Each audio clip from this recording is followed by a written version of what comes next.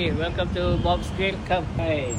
Oh, cantik dah lah ada bang. Vibe kita sini seksi, red in color. Untuk promotion ni bang, RM68 plus plus. Kita bagi 300 grams black Angus flank, free flow fries, baguette and classic Caesar salad. Oh, 3 ni. Untuk 3 ni. 68. RM68 sama truffle lah. Baik, dia baling-baling kalau tu bang Yes.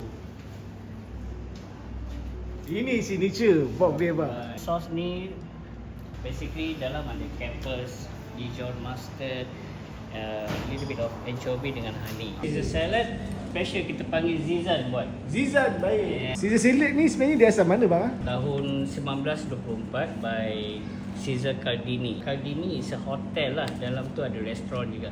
Sampai sekarang restoran tu ada lagi. Kan Mexico? Dekat Mexico. Saya ingat dia orang Melimau bang. Dalam ada romaine lettuce dan kita akan gaulkan classic Caesar salad sama parmesan cheese. Eh bang, abang tambah kentang RM5 tambah ni bang.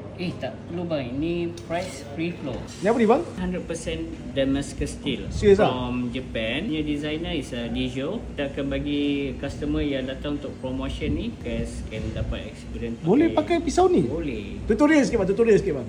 Kita kena lawan urat. Yang line-line ni semua urat dia.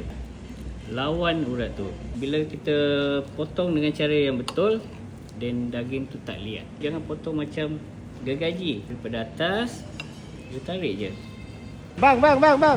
Yo. Ada makcik bising bang. Allah, makcik ni tak habis-habis lagi. Bang ni apa bang? Jangan risaulah macam ni. Bar ni tak ada kena mengena dengan Arab pun sebenarnya. Nama bar tu adalah nama khas untuk pengendalian minuman. Beverage kan? Beverage and refreshing. Open kitchen concept, suitable untuk family sambil makan dan you boleh main pool.